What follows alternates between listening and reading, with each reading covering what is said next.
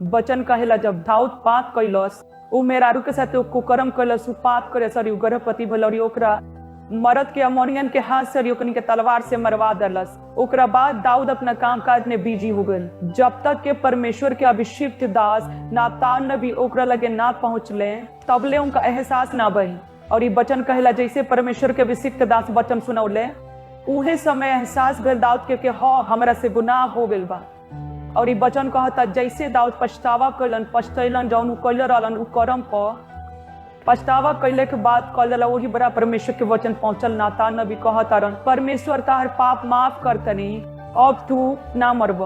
तो आज हमनी लगे समय बा कि जे केहू भी अगर कोनो भी किस्म के कोनो भी पाप में बा अबे मन फिराई ताकि परमेश्वर माफ कर सकी। प्रभु माफ करे वाला परमेश्वर, विश्वास योग्य परमेश्वर उहे टाइम माफ करे के प्रभु में सामर्थ बा। हालेलुया।